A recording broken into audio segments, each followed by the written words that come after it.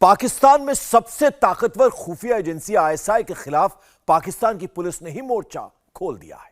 पाकिस्तान के इतिहास में ऐसा कभी नहीं हुआ। पेशावर के पुलिस वाले आईएसआई के खिलाफ सड़कों पर उतर आए और नारे लगाए। वजह है 31 जनवरी को हुआ धमाका, जिसमें कई पुलिस वाले मारे गए। पेशावर पुलिस और सियासत में कई लोगों का खुल्लम खुल्ला आरोप है कि यह धमाका आईएसआई ने करवाया और इसके पीछे एक गहरी सियासी साजिश है।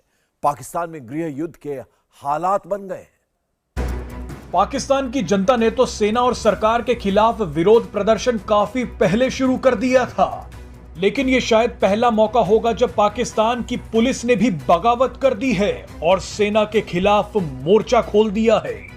मरने वालों में ज्यादातर लोग इसी पेशावर पुलिस के जवान थे।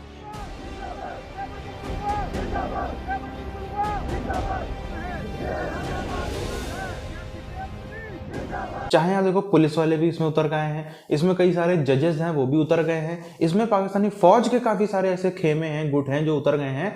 कुल मिला के जो पाकिस्तानी चंद चुनिंदा पंजाबी हैं फौज में, उनके खिलाफ अब ये जो बगावत का लावा ये बहुत तेजी से उबल रहा है। यहाँ पर मस्जिद उड़ाने के बाद से पाकिस्तान का जो एक वो प्राउड मुस्लिम वाला सेगमेंट है, जो अपने आप को मेजॉरिटी आबादी जो प्राउड मुसलमान मानती है, वो बहुत ही ज्यादा नाराज है इस समय अपने फौज से। और नाराज नहीं है बल्कि मरने मारने पे आज उतर आया है। तो पाकिस्तान का एक टुकड़ा 2 सालों के अंदर डेफिनेटली हो सकता है। और जब ये एक टुकड़ा हो जाएगा ना, जो आज लोग बातें करते 3 कब होंगे, 5 कब होंगे, 6 कब होंगे, जहां पे एक टुकड़ा अलग हो जाएगा ना, वहां पे फिर बाकियों में होने में ज्यादा देर नहीं लगेगा। सबसे पहला काम ही सबसे ज्यादा मुश्किल होता है। तो पहला टुकड़ा जो पाकिस्तान का होगा वो सबसे मुश्किल हो सकता है, उसमें 2 साल तक भी लग सकते हैं, थोड़ा सा ज्यादा समय भी लग जाए, मेरा मानना है 2 साल होगा। लेकिन फिर उसके बाद बिल्कुल कम समय के अंदर बाकी टुकड़े भी अपने आप ताश के पत्तों की तरह बिखर जाएगा पाकिस्तान। क्या पेशावर का सुसाइड धमाका आईएसआई की कारगुजारी है? फौजी अफसरान का ये कहना है, जो हाजिर सर्विस फौजी अफसरान जो मेरे सोर्सेज हैं, उनका ये कहना है सीनियर का, कि ये जो हमें तरीका बताया जाता है वही इंप्लीमेंट किया गया है पेशावर के अंदर। पाकिस्तान की पुलिस ने अपनी ही सेना और खुफिया एजेंसी आईएसआई पर जो आरोप लगाए हैं वो आपके होश उड़ा देंगे। आपको याद होगा कि पाकिस्तान के पेशावर शहर में एक मस्जिद में धमाका हुआ था, जिसमें 100 से ज्यादा लोगों की मौत हो गई थी। शहबाज शरीफ की आईएसआई या कसाई? मारने वाला भी मुसलमान था, मरने वाला भी मुसलमान था। वो भी अपने आप को शहीद कह रहा है, वो जो मरने वाले वो भी शहीद कह रहे हैं। ये एटलीस्ट क्लैरिफाई तो ये कर लें कि इनमें से शहीद कौन है। इस हत्याकांड के बाद तहरीक तालिबान पाकिस्तान के एक धड़े ने इसकी जिम्मेदारी ली थी, लेकिन अब पाकिस्तान की पुलिस ने कुछ और ही दावे कर दिए हैं। पाकिस्तान की पुलिस का कहना है कि इस हमले के पीछे सिर्फ टीटीपी ही नहीं, बल्कि खुद पाकिस्तान की सेना और आईएसआई शामिल हैं। नमाजियों के ऊपर मस्जिद के अंदर इबादत के वक्त जो है कत्लेआम जो है ना हिंदुस्तान में होता है ना इजराइल में होता है, जो दुश्मन है हमारे, लेकिन पाकिस्तान में होता है। मैं ना ये कहूँगा कि अफगानिस्तान रिस्पॉन्सिबल है, मैं ये ना ही मैं ये कहूँगा कि ये इंडिया रिस्पॉन्सिबल है। ऑब्वियसली ये हैं तो मुल्क दुश्मन लोग। अब इसमें ये कहना बहुत ज़्यादा वो एक अब्रप्ट स्टेटमेंट होगी अगर मैं कहूँ कि फलाना इसके पीछे है, फलाना इसके पीछे है। ये तो अब तहकीकात बताएंगी, वक्त बताएगा। इनके नारों में जिस नामालूम का जिक्र किया जा रहा है वो है पाकिस्तान की बदनाम खुफिया एजेंसी आईएसआई। यानी पेशावर पुलिस सीधे सीधे ये दावा कर रही है कि मस्जिद में हमला आईएसआई का खुफिया ऑपरेशन था और पुलिस के पास इसकी जानकारी है। हाल भारत या किसी और मुल्क के नहीं, बल्कि खुद पाकिस्तान में उठ रहे हैं। सवाल उठाने वाले भी कोई और नहीं बल्कि उसी पेशावर शहर की पुलिस है जहां सुसाइड हमला हुआ। मैं आपकी बजाय जो आपका 22-23 करोड़ लोगों का कंट्री है, उन सब से एक सवाल पूछूं कि ये खुदा के घर के अंदर मारने वाला भी मुसलमान था, मरने वाला भी मुसलमान था, वो भी अपने आप को शहीद कह रहा है, वो जो मरने वाले वो भी शहीद कह रहे हैं।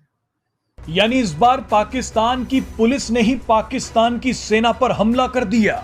इस पूरे मामले पर अभी तक पाकिस्तान की सरकार का कोई जवाब नहीं आया है। अपने साथियों की मौत से गमगीन पेशावर पुलिस के जवान 31 जनवरी को हुए हमले के खिलाफ प्रदर्शन कर रहे हैं। लेकिन इनका प्रदर्शन सिर्फ आतंकी वारदात के खिलाफ नहीं है। पाकिस्तान की सरकार बुरी तरह से फंस गई है। पाकिस्तान की सरकार ना तो सेना को नाराज करना चाहती है और ना ही पुलिस को। ऐसे में पाकिस्तान की सरकार ने इस मुद्दे पर खामोश रहना ही ठीक समझा। हम चीख रहे थे 20 साल से कि ये एक ही लोग थे, ये एक ही लोग हैं, चाहे अफगान तालिबान वहां पर या ये पाकिस्तान में तालिबान लड़ने वाले, ये सारे एक ही लोग हैं। लेकिन हमारी बात पे उस वक्त कान नहीं धरा गया। अब फिर वो साबित हो रहा है। क्यों वहां पर उन्होंने दहशतगर्दों के लिए दरवाजे खोल दिए? क्यों कहा कि दहशतगर्द हमारे भाई हैं, आ जाओ पाकिस्तान के अंदर? और क्यों खतरनाक तरीन दहशतगर्दों को रिहाई दी? फौजी अफसरान का ये कहना है, जो हाजिर सर्विस फौजी अफसरान जो मेरे सोर्सेज हैं, उनका ये कहना है सीनियर का, कि ये जो हमें तरीका बताया जाता है वही इंप्लीमेंट किया गया है पेशावर के अंदर।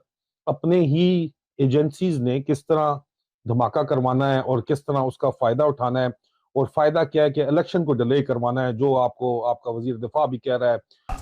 पेशावर की पुलिस अब सड़कों पर सेना और आईएसआई के खिलाफ खड़ी हो गई है। पुलिस ने सेना और आईएसआई के खिलाफ नारेबाजी भी की है। और अगर यही जो इमरान के हाथ, कान और नाक और आंखें बना हुआ था ना, अगर यही वो पाकिस्तान के हाथ, कान और आंखें बना होता तो आज मुल्क को ये ना देखना पड़ता। पेशावर हमले का पाकिस्तान की खूनी सियासत से कैसे कनेक्शन जुड़ रहा है?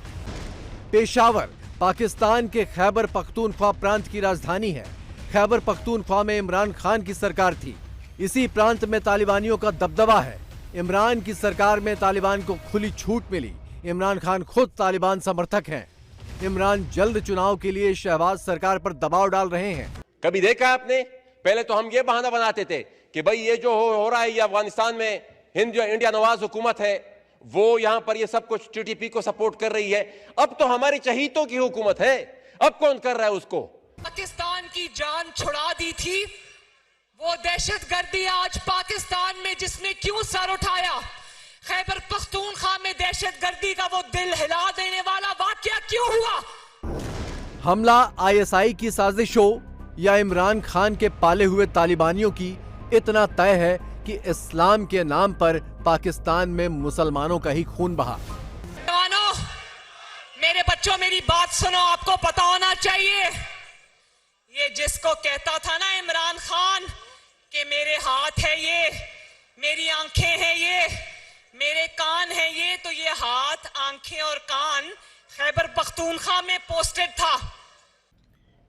हमारी हुकूमत हो सकती है, हमारे सियासतदान से हमारे पॉलिटिक्स होते हैं, जैसे पॉलिटिक्स हमारे जैसे कि जो अपनी जंग की खातर जो अपने पाकिस्तान को हमारे एक्टिव कर रहे हैं, अगर ये ऐसा ना करेंगे तो फिर इनको पैसे कहाँ से मिलेंगे?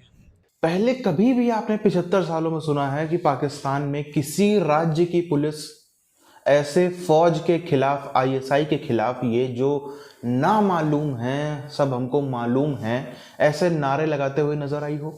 ये नामालूम कौन है? ये नामालूम हमेशा से पाकिस्तान में आईएसआई के लिए शब्द यूज होता रहा है। दो लाइनें हमने हमेशा सुनी है, ये जो नामालूम है सब हमको मालूम है, और दूसरी ये जो दहशतगर्दी है इसके पीछे वर्दी है। वर्दी में फौज को घेरा जाता है और ये नामालूम वाली लाइन में आईएसआई को घेरा जाता है। अब इन दोनों ही केसेस में साफ तौर पर निशाना है फौज और इनके सामने।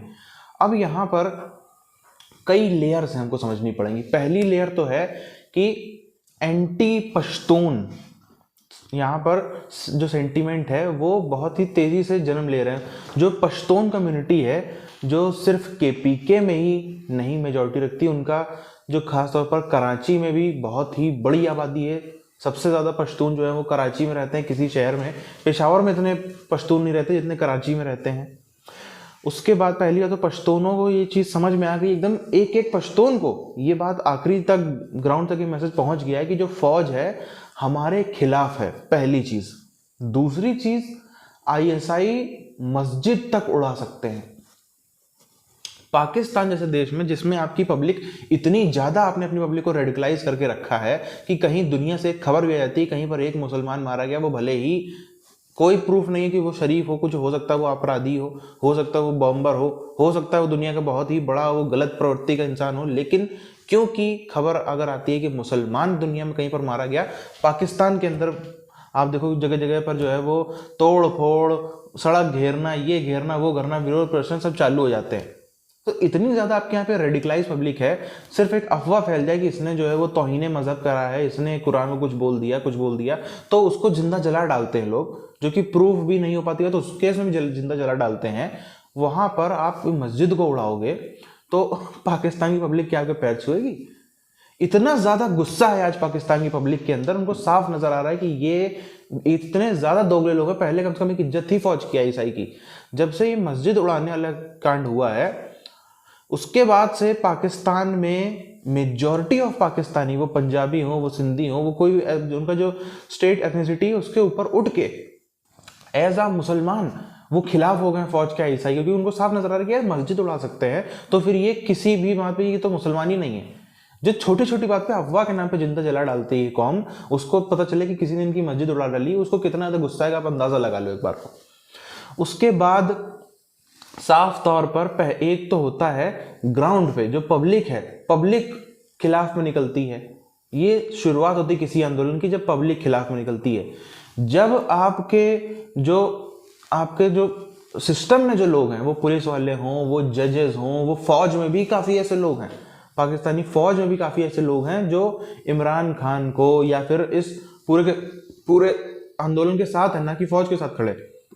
फौज भी अंदर से खोखली हो रही है। ये सब मामले ऐसे हैं, पाकिस्तान में गृह युद्ध बढ़ता चला जा रहा है, ये आग एकदम अंदर ही अंदर सुलग रही है और हर बीतते दिन के साथ में तेज होती जा रही है।